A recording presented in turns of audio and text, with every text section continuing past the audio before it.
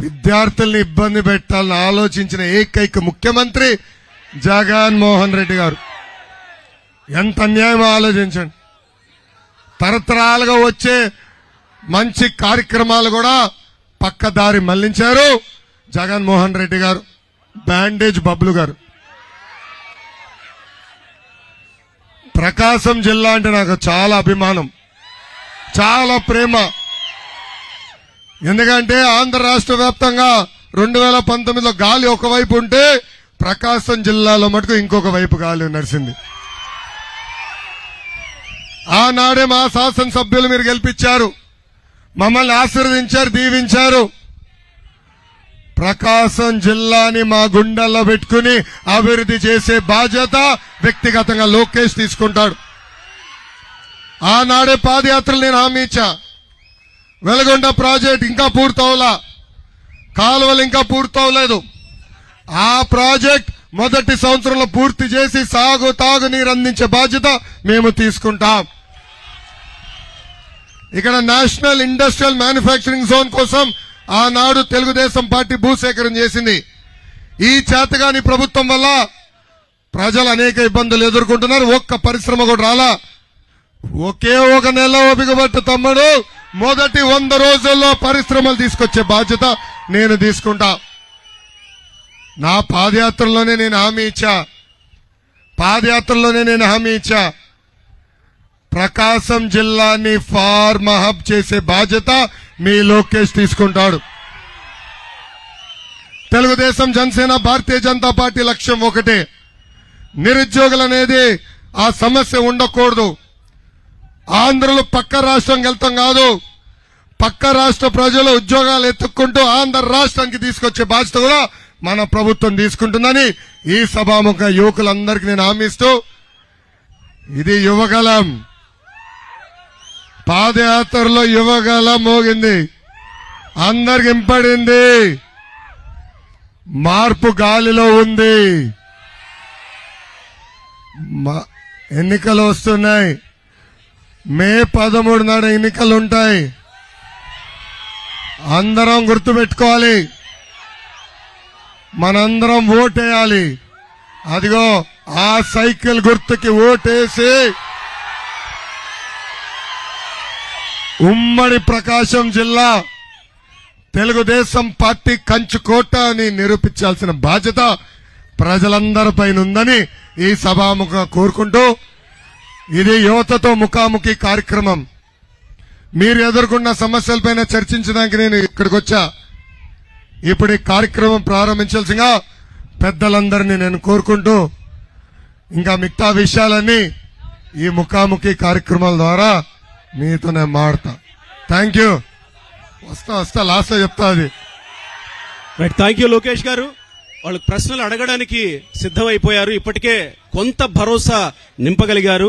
వారందరూ అడిగేదానికంటే ముందు మీరిప్పుడు మాట్లాడిన ఏదైతే మెగా డిఎస్సి ఉందో, 2,30,000 ఉద్యోగాలు ఏవైతే ఉన్నాయో, ఎస్సీ ఎస్టీ బ్యాక్లాగ్ పోస్టులు ఏవైతే ఉన్నాయో, జ్ఞానభేరి కార్యక్రమాలు నిర్వహించి ప్రయారిటీ ఇవే మాకు, ప్రతి సంవత్సరం జాబ్ క్యాలెండర్ ఏదైతే ఉందో ఇవన్నీ నిర్వహించి మొదటి ప్రయారిటీ ఇవే మాకు, వీటిని మేనిఫెస్టోలో కూడా పెడుతున్నాం, ఇవన్నీ నిర్వహించాకే మేము ఓటు అడుగుతామని చెప్పినటువంటి ప్రస్తుత వైసీపీ ప్రభుత్వం 99% హామీలు మేము అమలు చేశాం అని చెప్పుకుంటుంది. అంటే 99%లో ఈ హామీలు ఉన్నట్టా లేనట్టా? ఆ 99%లో ఈ యువత ఉన్నట్టా లేనట్లా? మీరు ఎట్లా చూశారు? ఇలా చెప్పుకోవడాన్ని మీరు ఎట్లా చూస్తున్నారు? ఆనాడు ఒక్క అవకాశం అడిగాడు. ఆ మాయ మాటకి ఆంధ్ర రాష్ట్ర ప్రజలు పడిపోయారు. ఈ రోజు ఆంధ్ర రాష్ట్ర ప్రజలు తీవ్రంగా నష్టపోయారు. యువత, దాంట్లో ప్రధానంగా యువత ఎక్కువ నష్టపోయింది. ఉద్యోగాలు లేవు, పరిశ్రమలు తీసుకురాలేదు. ఉన్న పరిశ్రమల్ని పక్క రాష్ట్రానికి తరలేసే పరిస్థితి మనందరం చూసాం. ఆనాడు ఒంగోలు జిల్లాకి ఏషియన్ పల్ప్ అండ్ పేపర్ పరిశ్రమ తీసుకొచ్చాం. ఇక్కడున్న సుబాబు రైతులను ఆదుకునేదానికి, అదేవిధంగా 12,000 మంది యువతకి ఉద్యోగాలు కల్పించేదానికి ఆనాడు పరిశ్రమ తీసుకొచ్చాం. ఆ ఒప్పందం క్యాన్సిల్ చేశారు, పక్క రాష్ట్రానికి పంపించేశారు. లూలు, అమర్ రాజా, ఫాక్స్కాన్ లాంటి అద్భుతమైన పరిశ్రమలు కూడా పక్క రాష్ట్రానికి తరిమేసే పరిస్థితి మనందరం చూసాం. అది చూసి చాలా బాధ కలిగింది, ఒక యువకుడిగా బాధ కలిగింది. ఒక పరిశ్రమ ఆంధ్ర రాష్ట్రానికి తీసుకొచ్చేదానికి ఎంత కష్టపడాలో నాకు తెలుసు. ఆనాడు ఐటీ ఎలక్ట్రానిక్స్ శాఖ మంత్రిగా నేను ఫైల్స్ నా చంకలో పెట్టుకుని అందరు గడపలు దొక్క పెట్టుబడులు తీసుకొచ్చా. ఈరోజు అవన్నీ పక్క రాష్ట్రానికి వెళ్ళిపోతే నిజంగానే ఒక బాధ, ఆవేదన కలిగింది. అందుకే పోరాడా, యువగలం పేరుతో పాదయాత్ర చేశా, యువతలో చైతన్యం తీసుకొచ్చా. ఇదే యువత మే 13న జగన్మోహన్ రెడ్డి గారిని తరిమి కొట్టేదానికి సిద్ధంగా ఉన్నారు. ఆ భరోసా పాదయాత్రలో మీరు కల్పించగలిగారని అనుకుంటున్నారా? అది ప్రజలే నిర్ణయిస్తారు కదా. అందరినీ కలిశాను. ఆనాడు పాదయాత్రలో ప్రజల్ని కలిసినప్పుడు వాళ్ళు ఎదుర్కొన్న సమస్యలు నేరుగా నేను తెలుసుకున్నా. అవన్నీ మేనిఫెస్టోలో కూడా పెడతాం జరిగింది. ఈరోజు మేనిఫెస్టో చంద్రబాబు నాయుడు గారు, పవన్ అన్న కలిసి విడుదల చేశారు. దాంట్లో మొదటి హామీ 20 లక్షల ఉద్యోగాలు కల్పిస్తామని. ఏ ప్రభుత్వం కూడా ఇన్ని లక్షల ఉద్యోగాలు కల్పిస్తామని చెప్పదు. అలాంటిది మా పార్టీలు మేము చెప్పాం. అది మాకున్న చిత్తశుద్ధి. ఇక్కడ నాకు ఒక విషయం యాజ్ అ జర్నలిస్ట్ పంచుకోవాలనిపించింది. నేను హిందూపురం నుంచి పెనుగొండ మీదుగా ఒంగోలు వచ్చే ప్రయత్నంలో ఉన్నాను. మీరు ఇందాక కియా కోసం మీరు ఎంత కష్టపడ్డారనేది చెప్పినప్పుడు నాకు అది చెప్పక తప్పక ఉండలేక అనిపించింది. నేను పెనుగొండ నుంచి వస్తూ ఉన్నప్పుడు పెనుగొండ దగ్గర హైవేకి ఇరువైపులా కియా పరిశ్రమ, అటు ఇటు కియా అనే పరిశ్రమ కనబడుతూ ఉంటే అక్కడికి వచ్చేసరికి నాలో ఒక స్పందన, నాకు తెలియకుండానే గూస్ బంప్స్ వచ్చేసాయి. నాకు తెలియకుండా నా ఫేస్ లో ఒక నవ్వు వచ్చేసింది అనమాట. అంటే ఒక రైతు ఆరుగాలం కష్టపడి పండించిన పంట తన చేతికి వస్తే ఎలా సంతోషిస్తాడో అలా నేను సంతోషించగలిగాను. విద్యార్థులు లేకపోతే నిరుద్యోగ యువత కూడా మీలాంటి వాళ్ళు, మీలాంటి నాయకులు తీసుకొచ్చేటువంటి ఈ పరిశ్రమల పంట ఏదైతే ఉందో ఆ పరిశ్రమల్లో ఉద్యోగాలు సాధించి నాలాంటి నవ్వు ఈ యువతకు కూడా మీ ద్వారా కలుగుతుంది అని భరోసా ఇస్తారా ఈ వేదికగా? అనంతపూర్ జిల్లా ఆంధ్ర రాష్ట్రంలో వెనుకబడిన జిల్లా.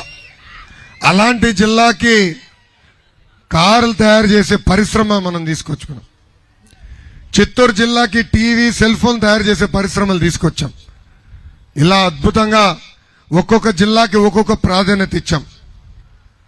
అందుకే నేను నా ప్రసంగంలో ప్రకాశం జిల్లాని ఆంధ్ర రాష్ట్రానికి ఫార్మ్ హబ్ గా తీర్చిదిద్దే బాధ్యత మేము తీసుకుంటామని చెప్పా. అట్లా ఒక్కొక్క జిల్లాకు ఒక్కొక్క ప్రాధాన్యత ఇస్తేనే ఎకో సిస్టమ్ ఏర్పడుతుంది. ఆ ఎకో సిస్టమ్ వల్ల లక్షలాది మంది యువతకి ఉద్యోగాలు, ఉపాధి కల్పించగలుగుతాం. ఆ లక్ష్యంతో తెలుగుదేశం, జనసేన, భారతీయ జనతా పార్టీ ప్రభుత్వం పనిచేస్తుందని ఇక్కడున్న యువతకి నేను తెలుపుతున్నాను. రైట్, లోకేష్ గారు కూర్చుందాం. ఒకసారి మనం యూత్ లో నుంచి ప్రశ్నలు తీసుకునే ప్రయత్నం చేద్దాం. కానీ లోకేష్ గారు, ఇక్కడ మీరు అనుకున్న ప్రశ్నలు బహుశా ఉండకపోవచ్చు. వాళ్ళు ఏమైతే అనుకున్నారో, వాళ్ళు ఏం కావాలనుకుంటున్నారో ఆ ప్రశ్నలే రావచ్చు. కాస్త పర్సనల్ గా కూడా వెళ్ళొచ్చు. ఆన్సర్ చేయడానికి మీరు సిద్ధంగా ఉండండి. Bring it on. Okay, right. మొదటి ప్రశ్న తీసుకుందాం. అన్నా నేను అడుగుదాం అనుకుంటున్నాను. ఒక్క నిమిషం తమ్ముడు చెప్పమ్మా. రైట్ సైడ్ లో. రైట్, మొదటి ప్రశ్న ప్లీజ్.